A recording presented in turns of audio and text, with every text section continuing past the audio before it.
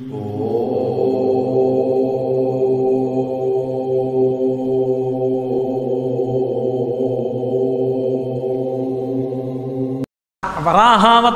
స్వీకరించాడు పరమాత్మ ఒకానొకప్పుడు. మత్స్య కూర్మ వరాహశ్చ నరసింహశ్చ వామనః అని కదా. అందుకని ఆయన వరాహావతారం స్వీకరించడం అంటే పంది యొక్క రూపాన్ని పొందాడు. ఏమిటి ఆయన కర్మ? ఎందుకు పంది రూపాన్ని పొందడం అంటే ఆయన కొరకు పంది రూపాన్ని పొందినవాడు కాదు, లోకరక్షణ కొరకు పొందినటువంటి వాడు. ఒకానొకప్పుడు ఒక ఆశ్చర్యకరమైనటువంటి సందర్భం ఒకటి జరిగింది. జయ విజయులని శ్రీవైకుంఠంలో ఆ శ్రీ మహావిష్ణువు యొక్క పార్షదులు వాళ్ళు లోపలికి ఎవ్వరూ వెళ్లకుండా కాపు కాస్తూ ఉంటారు. ఒక్కొక్కసారి స్థానబలం చాలా విచిత్రమైనటువంటి అహంకారాన్ని తీసుకొస్తుంది. అహంకారం తీసుకురావడానికి ఒక కారణం ఉండాలనుకుంటే అంతకన్నా పొరపాటు ఇంకోటి లేదు. నాకు ఏమీ లేదండి అని అహంకరిస్తాడు. ఒకడు ఉందని అహంకరిస్తే నాకు ఏ గొడవ లేదండి. ప్రతివాడికి ఆఫీసులో చాలా పనులు ఉన్నాయనుకోండి, నాకు ఏ గొడవ లేదా, ఇదే ఎప్పటికి వెళ్ళిపోవచ్చు, నేను హాయిగా నాది తేలిక సీటని అహంకరిస్తాడు. అహంకరించాలన్న కోరిక ఉండాలి, కానీ అహంకరించడానికి ఒక ప్రత్యేకమైన విభూతి ఉండవలసిన అవసరం లేదు. ఏమీ లేదని కూడా అహంకరించవచ్చు. కాబట్టి ఆ అహంకారమే కొంప ముంచేస్తుంది. శ్రీ మహావిష్ణువు యొక్క ఏకాంతవాసాన్ని రక్షించే వాళ్ళం మేమే. మా అనుమతి ఉంటే తప్ప విష్ణు దర్శనం అవ్వదు. మేము అనుమతిస్తే పెడతారు, మేము అనుమతించకపోతే విష్ణు దర్శనం అవ్వదు. ఇది ఎంత దూరం వెళ్ళిందంటే భాగవతంలో ఒకనాడు శ్రీ మహావిష్ణువు లక్ష్మీదేవి ప్రణయ కలహానికి లోనయ్యారు. ఏదో ప్రణయం, వాళ్ళిద్దరూ ఆడుకుంటున్నారు. లక్ష్మీదేవి ప్రణయ కలహంతో ఒకసారి ఏకాంతవాసం నుంచి బయటికి వచ్చి ఈ పాటికి ఆయన నేను కనపడలేదని బెంగపెట్టుకుని ఉంటారు అని ఆయన బెంగపెట్టుకోవడం కాదు, ఆయన దగ్గరికి వెళ్ళి చాలాసేపు అయిందని ఈవిడికి బెంగ కలిగింది. అందుకని ఈవిడ లోపలికి వెళ్ళిపోతుంది. నిత్యానపాయని కదా అమ్మవారు, అలా ఉండాలి. దాంపత్యం అంటే అంతే. అలా ఉంటుందా అండి అనకండి. ఆవిడ అలా ఉంది కాబట్టే మనం ఇలా ఉండాలని మనకి తెలిసింది. మన కోసం ఆవిడ అలా ఉంటుంది. అంతేగాని ఆవిడికి పిచ్చిక్కి అలా ఉంటుందని సిద్ధాంతాలు చెప్పకూడదు. కాబట్టి నిత్యానపాయని ఆ తల్లి లోపలికి వెళుతోంది. బయటికి రావడం అంటే నీ ఇష్టం, కానీ లోపలికి వెళ్ళడానికి మా అనుమతి ఉండాలన్నారు వీళ్ళు. నేను ఆయన దగ్గరికి వెళ్ళడానికి మీ అనుమతి ఎందుకంది ఆవిడ?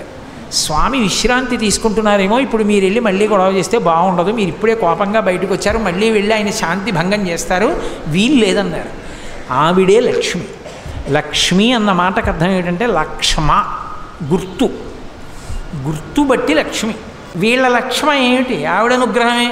శ్రీ మహావిష్ణువు ఉన్నటువంటి ఏకాంతవాసం బయట కాపలా కాయగలిగినటువంటి లక్ష్మి ఆవిడ అనుగ్రహం. అందుకే అమ్మవారికి ఒక పేరుంది, యశస్విని, కీర్తినిచ్చేది అని. ఇంతమంది ఇలా కూర్చుంటే నేను ఒక్కడనే ఇక్కడ కూర్చుని మాట్లాడితే మీరు వింటున్నారంటే నా గొప్ప కాదు. అయ్యో వీడు మాట్లాడితే అంతమంది వినేటట్టు చేసి వీడు చెప్పాడన్న కీర్తిని వీడికి కట్టపెట్టి వీడిని సంతోషింపజేస్తానని అమ్మవారు అనుగ్రహిస్తే ఇక్కడ కూర్చున్నా నేను. కాబట్టి ఆవిడ యశస్విని. దానివల్ల ఎవరు సంతోషిస్తోందంటే మా అమ్మ సంతోషిస్తోంది నాతో పలికించి. ఇవన్నీ నేనే పలికేస్తున్నాను అనుకుంటే అయితే నువ్వే పలుకని అందంటే నా బతుకు బయటడిపోతుంది. అది అమ్మవారి యొక్క తత్వం. కీర్తినిచ్చింది ఆవిడ. జయ విజయులుగా ఉండండిరా అంది ఆవిడ. ఉండండిరా అంటే నువ్వే లోపలికి వెళ్ళొద్దన్నారు వాళ్ళు. ఆవిడంది మీ లక్ష్మి తొలగిపోతుంది. మీ లక్ష్మి తొలగిపోతుందంటే ఓ కారణం రావాలిగా. అందుకు వెనకాల వచ్చారు సనక సనందనాథులు. వాళ్ళు ఎప్పుడూ బాలురుగా ఉంటారు. ఎప్పుడూ బాలురుగా ఉంటారంటే బాలురైన వారికి ఓ రక్షణ ఉంటుంది. తమ రక్షణ తాము చూసుకోరు. ఏ ఇబ్బంది వచ్చినా అమ్మానో నాన్నగారండి అనో అరుస్తారంతే. వాళ్ళు ఎప్పుడూ భగవంతుడినే చూస్తారు. మహాజ్ఞానులు వాళ్ళు. అందుకని వాళ్ళు శ్రీ మహావిష్ణు దర్శనానికి వస్తున్నారు. వస్తూ ఉంటే మరి లక్ష్మి శాపం ఉంది కదా, పోవాలి వీళ్ళకి పదవి. అందుకని వీళ్ళు వాళ్ళని అడ్డగించారు. వాళ్ళని అడ్డగిస్తే వాళ్ళు అన్నారు, మాకు విష్ణువుకి అరమరికలు లేవు, మేము ఎప్పుడైనా వెళ్ళి దర్శనం చేసుకోగలిగిన వాళ్ళం. ఈ అహంకారం అప్పుడే ఉందని మీరు అనుకుంటున్నారేమో. ఆ అహంకారం అప్పటి నుంచి ఇప్పటి వరకు ఎప్పటి వరకు కూడా ఉంటుంది. త్యాగరాజస్వామి అంతటి వారు వెంకటాచలం వెడితే తెర వేసి ఇప్పుడు కాదు రేపు రా అన్నారు. త్యాగరాజస్వామి ఆయన అక్కడే కూర్చుని తెరదీయగరాదా అని కీర్తన చేశారు. తాళాలు వేసుకుందామని అర్చకుడు అనుకుంటే తలుపులు తెరుచుకొని తెర తీసుకుని వెంకటేశ్వర స్వామి వారు దర్శనమిచ్చారు. బుద్ధొచ్చి లెంపలు వేసుకుని కాళ్ళ మీద పడ్డాడు. తరిగొండ వెంగమాంబ గారి విషయంలో అదే అయింది. ఎంతోమంది మహాభక్తుల విషయంలో వాళ్ళ దర్శనానికి అడ్డొస్తే వాళ్ళని పక్కకి తీసి పరమేశ్వరుడు దర్శనమిచ్చాడు. ఎన్నో శివాలయాల్లో నందీశ్వరుడు పక్కకి వెళ్ళిపోయాడు. నాకు దర్శనం అవ్వాలి, నా భక్తుడు వచ్చాడు అడ్డుగా ఉన్నావు లే నంది అంటే పక్కకి వెళ్ళిపోయాడు. ఇప్పటికీ ఆ దేవాలయాల్లో నంది పక్కకుండి భగవంతుడి భక్తులు దర్శనం చేసుకునే అవకాశం ఇచ్చాడు. భగవంతుణ్ణి చూడాలని భక్తుల ఆర్తి ఎంత ఉంటుందో పరమభాగవతోత్తముడైన వాడిని చూడాలని భగవంతుని యొక్క ఆర్తి అలా ఉంటుంది. కాబట్టి ఇప్పుడు మేము లోపలికి వెళ్ళడానికి అనుమతి ఏమిటయా? ఆయన మా కోసం ఎదురు చూస్తాడు, మేము ఆయన కోసం ఎదురు చూస్తాం, మేము స్వేచ్ఛగా వెళ్ళొచ్చు, తప్పు చేస్తున్నారు అడ్డకండి అన్నాడు. వీల్లేదు, మీరు వెళ్ళడానికి వీల్లేదు, మా అనుమతి ఉండవలసిందే అన్నాడు. మీ అనుమతి ఉండవలసిందేనా? మీరు ధూర్తతనంతో ప్రవర్తించారు, మీ యొక్క పరిధిని అతిక్రమించారు, అందుకని ఈ పదవికి మీరు పనికిరారు, మీరు ఈ పదవిని విడిచిపెట్టి భూలోకంలో రాక్షస యోనుల యందు పుట్టండి అని శపించారు. వీళ్ళు పెద్ద అలజడి చేస్తూ అయ్యో నా పదవులు పోయాయి, మాకు శాపవాక్కు విడిచిపెట్టారు, ఎలా పోతుందని పెద్ద బాధలు పడి కేకలు వేస్తూ వాళ్ళ కాళ్ళ మీద పడ్డారు. శ్రీ మహావిష్ణువు బయటికి వచ్చాడు. స్థితికారుని యందు ఒక ప్రజ్ఞ ఉండాలి. స్థితికారుడు అంటే పరిపాలనాంశ ఉన్నవాడు, విష్ణువు పరిపాలనాంశ. అందుకే అన్ని వేళలా పెత్తనంతో ఉండరు. భృగు వచ్చి వక్షస్థలం మీద తంతే ఏమీ తెలియని వాళ్ళ అయ్యో పాపం మీ కాలు నొచ్చుకుందేమో అని కాలు పడుతున్నట్టుగా అరికాల్లో ఉన్న కన్ను నొక్కేస్తారు.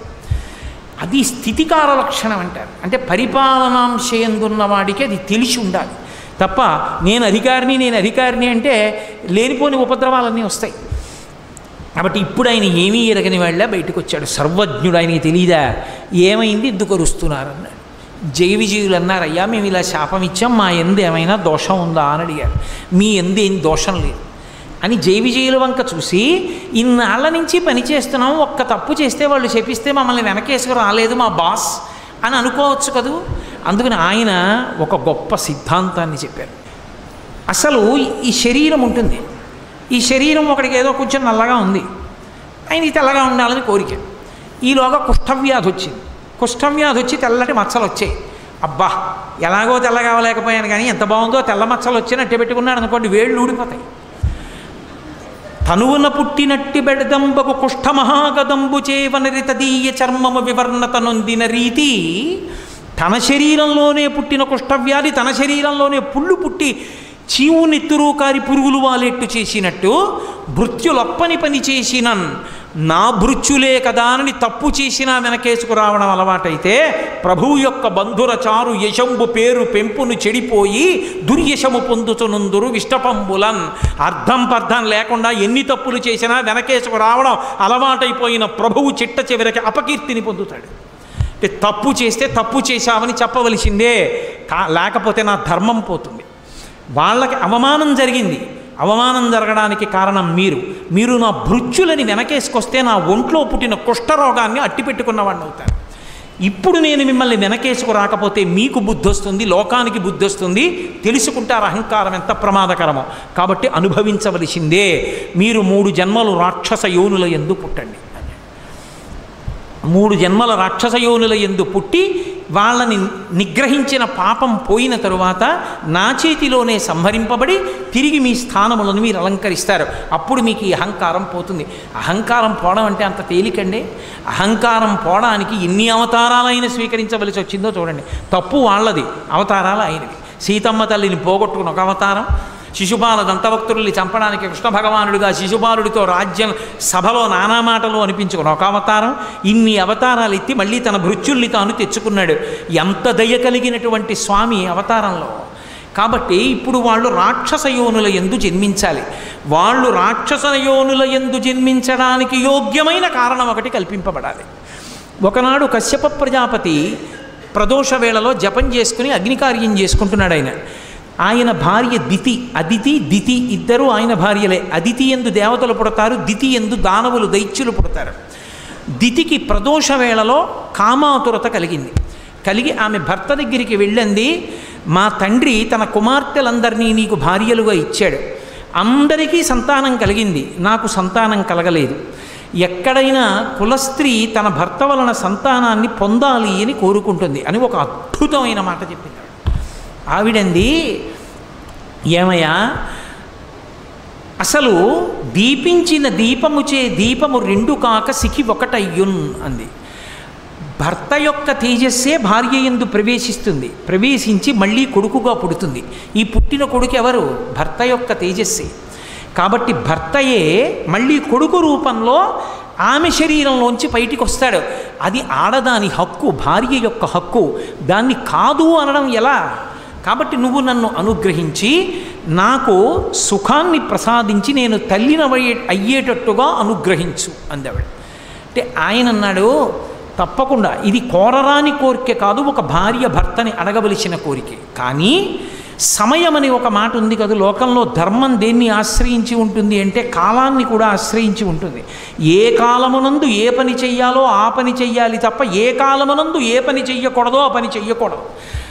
శ్రీరామాయణం సుందరకాండలో వాల్మీకి మహర్షి అంటారు, మహాత్ములకు కూడా కోపం వస్తుంది. ఎందుకు కోపం వస్తుంది అంటే కర్తవ్యం అకృతం కార్యం సతాం మన్యుముదీరయేత్ అంటారు. చెయ్యవలసిన పని చెయ్యడం కాదు, ఏ సమయానికి చెయ్యాలో ఆ సమయానికి చెయ్యకపోతే కోపం వస్తుంది. కాబట్టి ఇది భార్యాభర్తల సంగమ సమయం కాదు. కాబట్టి ఓ దితి నా మాట విను, ఇది ప్రదోష వేళ, ఉగ్రవేళ. అంటే లోకాన్ని బాధ పెట్టేటటువంటి ప్రాణులు, విషం కలిగిన ప్రాణులు సూర్యాస్తమయం తర్వాత నిద్రలేచి అన్నం తినాలి అని ఈశ్వర శాసనం. సత్వగుణం కలిగినటువంటి వాళ్ళందరూ సూర్యోదయాత్ పూర్వం లేచి సూర్యాస్తమయం వరకు లేచి ఉండాలి అని ఈశ్వర శాసనం. ఉగ్రవేళ అంటే ఉగ్రభూతములన్నీ లేస్తాయి, పాములు, తేళ్లు, జెర్రిలు ఇవన్నీ అన్నం తినడానికి బయటకు వచ్చే సమయం అది. దానితో పాటుగా ఉగ్రభూతాలు కూడా లేస్తాయి. కాబట్టి ఈ ఉగ్రవేళలో కామారాతి లీలన్ భూతగణవృతుండకుచు వృషీశ్వరయామంబున సంచరించుటది అభావ్యంబయ్యే వృషభవానారూఢుడై పరమశివుడు. ఆయన కాముణ్ణి కాల్చినవాడు. ఆయన భూమండలం మీద తిరుగుతాడు అసుర సంధ్య వేళలో. ఆయన నీకు వరసకి మరిదవుతాడు. ఆయనకి స్వపరభేదములు లేవు. ఆయన వృషద్విచిత్రతల్పయోర్ భుజంగముక్తికస్రజో గరిష్టరత్నలుష్టయో సురుద్విపక్షభక్షయో తృణారవింద చక్షుషో ప్రజామహీ మహేంద్రయో సమప్రవర్తయన్మన కదా సదాశివం భజే.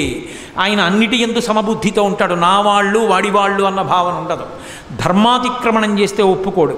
కాబట్టి ఈ సమయమునందు భార్యా సంగమం చేస్తే లోకకంటకులైన బిడ్డలు కలుగుతారు.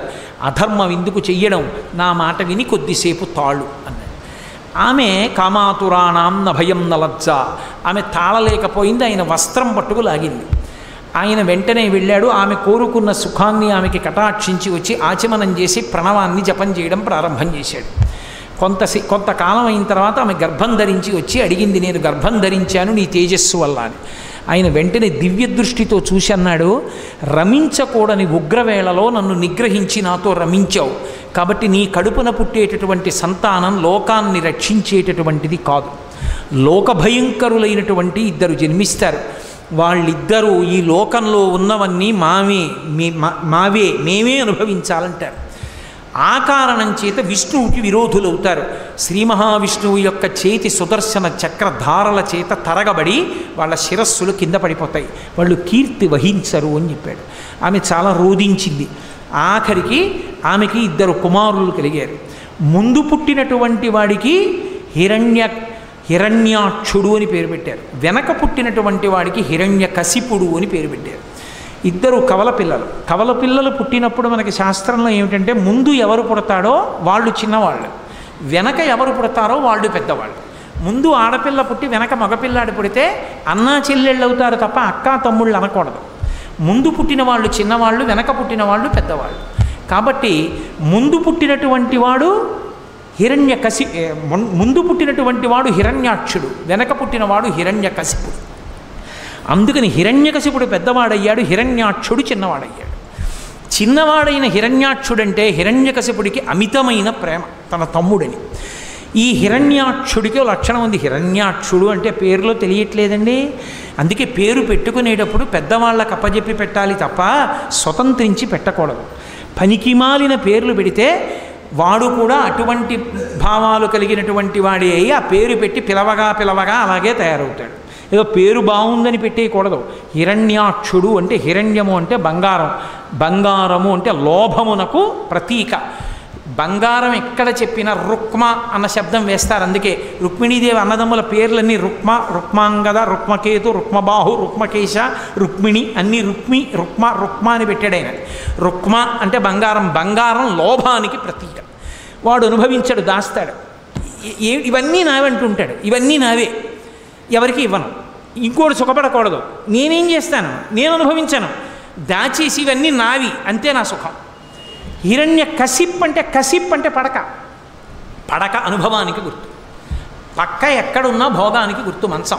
అందుకే మంచం మీద ఏం పెట్టరు, పవిత్రమైన వస్తువుల్ని మంచం మీద పెట్టరు, ఎందుకంటే అది భోగానికి ప్రతీక కాబట్టి. అందుకే ఆఖరికి శరీరత్యాగం కూడా మంచం మీద చేయకూడదు అని. అటువంటి మంచం భోగానికి గుర్తు. హిరణ్యకశిప్ అన్న మాటకు అర్థం ఏంటంటే వాడు తీసుకొచ్చి దాచేస్తాడు, వీడు అనుభవిస్తాడు, ఇంకోడు అనుభవించకూడదు. వీడి కడుపునో కొడుకు పుట్టాడు, ఆయన ప్రహ్లాదుడు, పరహ్లాదుడు, ఇంకోడు సంతోషిస్తే తను సంతోషిస్తాడు. ఎలా పడుతుంది ఇద్దరికి? అక్కడ వచ్చింది పేచి. అది హిరణ్యకశిప ప్రహ్లాద హిరణ్యాక్ష హిరణ్యకశిప వృత్తాంతం అంటే. అందుకని అక్కడ లక్ష్మీ విష్ణువుల యొక్క శాసనం సనకసనందనాదుల మాటను అనుసరించి ధర్మమునందు బుద్ధి ఎక్కడ నిలబడదో అక్కడ ఇలాంటి బుద్ధులు పుట్టుకొస్తాయి. అందుకని దితికి పుట్టింది ఈ బుద్ధి. దితికి పుట్టారు వీళ్ళొచ్చి. వాళ్ళకి హిరణ్యాక్ష హిరణ్యకశిపులు అని పేరు పెట్టారు.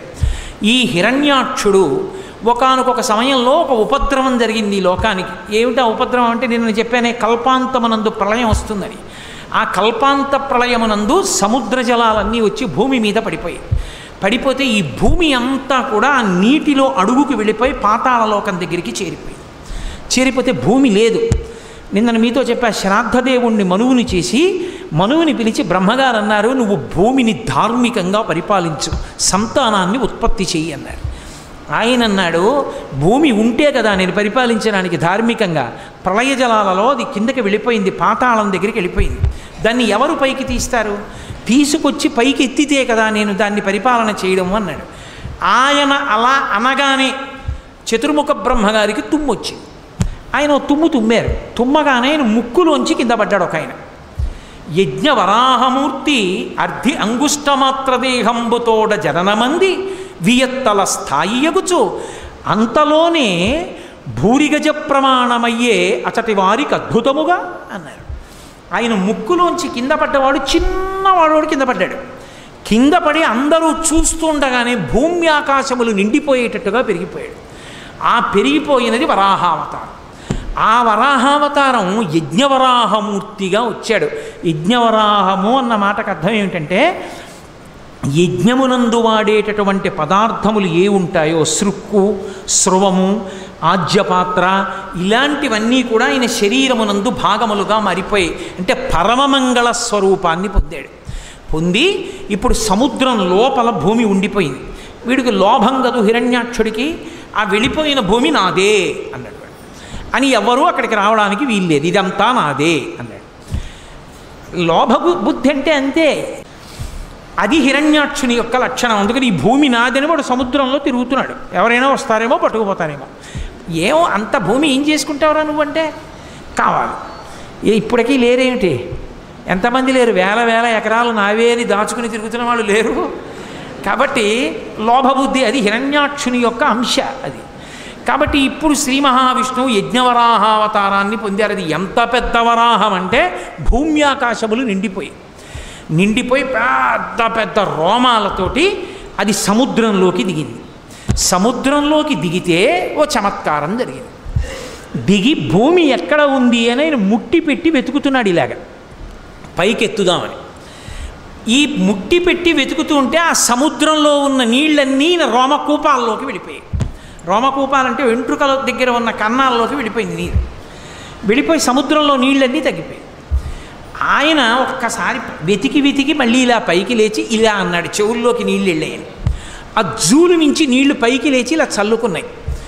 ఏదో అభిషేకం చేసిన జలాలు పాత్ర పట్టుకుని మామిడి మండ వేసి చల్లుతుంటే మనందరం ఇలా తలలు పెట్టినట్టు బ్రహ్మాది దేవతలు శ్రీ మహావిష్ణువు యొక్క అవతారం ఇది, ఆయన ఒంటికి తగిలిన నీళ్లు మీద పడుతున్నాయని అందరూ వెళ్ళి తలలు వంచి నమస్కారం చేసి ఆ నీళ్ళన్నీ వాళ్ళ మీద పడేటట్టుగా నించున్నారు. అలా సముద్ర జలాలన్నీ ఆయన శరీరంలోకి వెళ్ళిపోయి వెంటనే ఆయన ముట్టితో తడిమి పాతాళంతో కలిసిపోయి ఉన్నటువంటి భూమిని పైకెత్తి తన దంస్ట్ర మీద నిలబెట్టాడు. కోర మీద నిలబెట్టి పైకెత్తి భూమిని తీసుకొస్తున్నాడు సముద్ర జలాల్లోంచి. అదొక అద్భుతమైన స్వరూపం. అందుకే శంకరాచార్యుల వారంతటి వారు సౌందర్యలహరి చేస్తూ అమ్మవారి మీద శ్లోకం చెప్తూ పరమ విష్ణు భక్తుడు శంకర భగవత్పాదుడు. అందుకే అమ్మవారి పాదం సంసారం అనేటటువంటి సముద్రంలో మునిగిపోయిన వాణ్ణి పైకెత్తడంలో ఎటువంటిది అంటే, సముద్రంలో మునిగిపోయినటువంటి భూమిని పైకెత్తినటువంటి ఆదివరాహమూర్తి యొక్క కోర వంటిది అని అవిద్యానామంతస్తిమిరమిహిరోద్దీపనగరీ జడానాం చైతన్య స్తబక మకరంద శృతిఝరి దరిద్రాణాం చింతామణిగుణనికా జన్మజలధౌ నిమగ్నానాం దంస్ట్రా మురరిపు వరాహస్య భవతి అన్నారు. దంస్ట్రా మురరిపు వరాహస్య భవతి. తన కోర మీద భూగోళాన్ని నించోపెట్టి సముద్ర జలాల్లోంచి అడుగులు పైకి వేస్తూ వస్తున్నాడు. వీడు చూశాడు హిరణ్యాక్షుడు. నాది నాదని కదు భావన, నువ్వెవడు వెతుకుపోతున్నావు నాది అన్నాడు. ఆయన ఏం మాట్లాడలేదు, భూమిని పైకి తీసుకొస్తున్నారు. భూకాంతా ఆయన్ని గట్టిగా కౌగిలించుకుంది. ఈయన గదలతోటి త్రిశూలంతో ప్రహారం చేశాడు. ఇద్దరి మధ్య ఘోరమైన యుద్ధం జరుగుతోంది. ఎలా? దంస్ట్ర మీద భూదేవిని నిలబెట్టి, ఎవరి కోసం? సృష్టిలో మనుష్యులకు ఆధారం ఉండదు జీవరాశికి. జీవరాశికి ఆధారం లేకపోతే ఏమవుతుంది? ఆధారం లేకపోతే మన పాపపుణ్యాలు పోగొట్టుకునే అవకాశం ఆగిపోతుంది. పుడుతున్నాం అనుకోండి, మనం చేసుకున్న పాపం పోగొట్టుకుని పుణ్యాన్ని కొత్తగా చేసుకోవచ్చు. లేదా అసలు పుణ్యము లేదు పాపము లేదు, రెండు సున్నా అయిపోయి అనుకోండి, ఇక పుట్టడానికి అవసరం లేదు. పాపం పుణ్యం లేనప్పుడు ఇక పుట్టడానికి శరీరం ఎందుకు? ఏం అనుభవించడానికి పుట్టాలి? ఇక పుట్టడం. అలా చేసుకోవాలంటే శరీరం ఉంటేనే సాధ్యం అవుతుంది. అందుకే ఈశ్వరుడు పుట్టుక ఇవ్వడం దయ. అటువంటి మహానుభావుడు ఈ జీవరాశి అంతా నిలబడడానికి భూమిని ఉంచాలని దెబ్బలు తింటూ భూదేవిని పైకి తీసుకొచ్చాడు. అది ఆయన కారుణ్యం. అందుకే ఆదివరాహమూర్తి యొక్క స్వరూపం లాంటి దయ కలిగిన స్వరూపం ఇక ప్రపంచంలో ఉండదు. అంతటి దయ కలిగిన వాడు. నేను మీతో మనవి చేశా, అవతారము అనగానే పక్కన దయా అన్నమాట ఉంటుంది అని. కాబట్టి ఇప్పుడు ఆ హిరణ్యాక్షుడు ప్రదోష వేళ అయింది, యుద్ధం చేస్తున్నాడు. యుద్ధం చేస్తుంటే బ్రహ్మాది దేవతలు అన్నారు, చీకటి పడితే వాళ్ళ శక్తి పెరుగుతుంది, కాబట్టి మహానుభావ సంహారం చేయమన్నారు. ఆయన ఏదో గతదారించి అసహ్య విక్రమ సమగ్ర స్ఫూర్తితో వేయగా దాన్ని యజ్ఞవరాహమూర్తి తప్పించి, ఆ హిరణ్యాక్షుడు విసిరినటువంటి గదని తప్పించి ఒక్కసారి ఆ రెండు కోరలు విదల్చి తన చేతిని ఎత్తి ప్రహారం చేసి ఒక్క దెబ్బ కొట్టారు గుండెల మీద. హడావిడి చెయ్యడమే కానీ భగవంతుడు ఎదురుగుండా కనపడినప్పుడు ఎంతసేపు అండి? నెత్తురు కక్కుకున్నాడు, వెంటనే అక్కడ పడి శరీరాన్ని విడిచిపెట్టేశాడు. అక్కడతో హిరణ్యాక్షుని యొక్క సంహారం పూర్తయిపోయింది. హిరణ్యాక్షుణ్ణి సంహరించడంలో కూడా దయ ఉంది. ఎందుకని? అహంకారంతో తన పదవిని పోగొట్టుకున్న జయ విజయులలో ఒకడు పొందినటువంటి మొట్టమొదటి జన్మ రాక్షసయోని యందు పుట్టిన జన్మలలో ఒకటి అదిగో ఆ హిరణ్యాక్షుడు. ఆ హిరణ్యాక్షుడుగా శరీరం విడిచిపెట్టేశాడు అంటే మళ్ళీ భగవంతుని మ్రోల ద్వారపాలకుడుగా వెళ్ళిపోవడానికి ఒక అడుగు ముందుకు వేసేశాడు అని. భగవంతుడే సంహరించి మళ్ళీ తన అక్కున చేర్చుకున్నాడు. అందుకే సంహార ప్రక్రియ యందు కూడా దయయే ఉంటుంది భగవంతునిలో. అలా హిరణ్యాక్ష సంహారం చేసినటువంటి పరమోత్కృష్టమైనటువంటి అవతారములలో ఒకటి యజ్ఞవరాహావతారం. యజ్ఞవరాహావతారాన్ని స్మరిస్తే చాలు రక్షణ కలుగుతుంది. యజ్ఞవరాహావతారాన్ని ఒక్కసారి తలుచుకుంటే చాలు మంగళం కలుగుతుంది. ఎందుకంటే అది యజ్ఞము యొక్క స్వరూపం. యజ్ఞము ఎక్కడ తలుచుకున్నా మంగళమే. అందుకే యజ్ఞ సాధనములతో కూడుకున్నటువంటి అమరికతో ఉన్న యజ్ఞవరాహావతారము యొక్క స్మరణ మంగళములకు దారితీస్తుంది. అందుకే ఒక్కసారి యజ్ఞవరాహమూర్తిని తలుచుకుని నమస్కారం చేస్తే చాలు. పోతనగారి జీవితంలో ఒక అద్భుతమైన ఘట్టం. పోతనగారు పర్ణశాలలో కూర్చుని భాగవతాన్ని ఆంధ్రీకరిస్తున్నారు. కర్ణాటకకి చెందిన ప్రభువు పోతనగారు నాకు భాగవతాన్ని అంకితం ఇవ్వనంటున్నారు, అందుకని చెప్పి వెళ్ళి బంధించి తీసుకురమ్మని సైన్యాన్ని పంపించాడు. తీరా వాళ్ళు వెళ్ళి పోతనగారిని బంధిద్దాం అనుకుంటే పర్ణశాల ముందు ఒక పెద్ద వరాహం ఒకటి పడుకుంది, తెల్లటి పంది. ఆ శ్వేతవరాహం కోరలు చూపించి పెద్ద అరుపరిచింది. భయపడిపోయి వాళ్ళు వెనక్కి వెళ్ళిపోయారు. సైన్యాధిపతి వచ్చాడు, ఆయన కూడా ఆ వరాహాన్ని చూసి భయపడిపోయి వెళ్ళిపోయాడు. మహారాజే స్వయంగా వచ్చాడు. అసలు ఆ వరాహమూర్తిని చూసి హడిలిపోయి చేష్టలు ఉడిగిపోయి ఉండిపోయారు. లోపల మహానుభావుడు పోతనగారు ఆయన్ని నిగ్రహించను, భాగవతం నాకు అంకితం ఇవ్వమని ఒక్కసారి దర్శనం చేసుకెళ్ళిపోవాలనుకున్నాడు. ఆయన అలా అనుకోగానే పడుకున్న వరాహం లేచి ఒళ్ళు విదల్చుకుని నడుచుకుంటూ వెళ్ళిపోయింది. ఈయన లోపలికి వెళ్ళాడు. రాజు తన పరివారంతో వెళ్ళి పోతనగారి దర్శనం చేసుకుని నమస్కరించి అయ్యా నేను మీ పర్ణశాలలోకి వద్దాం అనుకున్నాను, బయట అంత పెద్ద వరాహం పరుకుని అరుస్తోంది, ఆ అరుపు మీకు వినపడలేదా, మీరు ఎలా ఆంధ్రీకరిస్తున్నారన్నారు. పోతన గారు 2 చేతులు ఎత్తి నమస్కరించి అన్నారు, నేను యజ్ఞవరాహమూర్తి ఆవిర్భవించినటువంటి ఘట్టాన్ని ఆంధ్రీకరిస్తున్నాను. మీరు బహుశా భాగవతాన్ని బలవంతంగా పుచ్చుకోవాలని వచ్చారు. ఆ యజ్ఞవరాహమూర్తియే నా పర్ణశాల బయట పడుకుని నన్ను రక్షించారన్నారు. పోతన గారిని రక్షించినటువంటి అవతారం ఆ యజ్ఞవరాహ అవతారం. అంతటి అద్భుతమైనటువంటి స్వామి, అంతటి అద్భుతమైనటువంటి అవతారమూర్తి. అటువంటి యజ్ఞవరాహాన్ని స్మరించడం చాలు.